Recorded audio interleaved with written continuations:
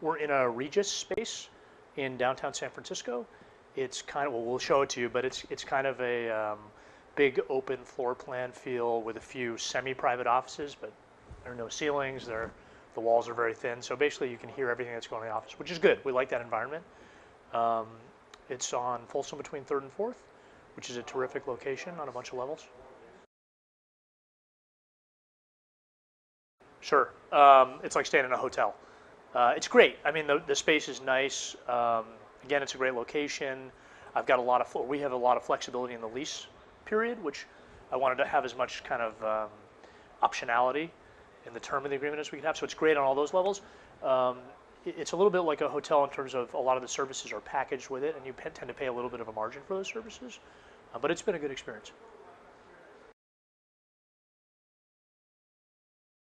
A little bit of me, a little bit of our CTO, a little bit of our CFO. We're a startup, so we do it all. I'm taking out the trash too. Yeah, let's see, I'd say 3 things. First of all, I mentioned flexibility before. When we moved into this one, most of the office spaces on the market really wanted a 3, 4, 5-year deal, and I just felt like that was a bad move.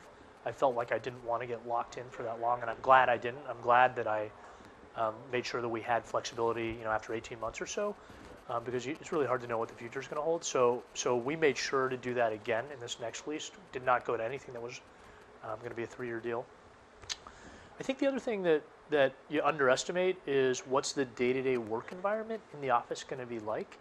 So as much as an open floor plan like this is great, it's also loud. And I don't know that I pictured that coming in. So I thought a little bit more about that when we started looking for more spaces. What was it actually going to be like when we lived in this space? And then transportation. Again, yeah, I think if you look at the progression of office space that I've moved into with companies, it's gotten more and more convenient every time. It's hard to overestimate the value of convenience in terms of commuting for people on your team, especially if they're working late hours.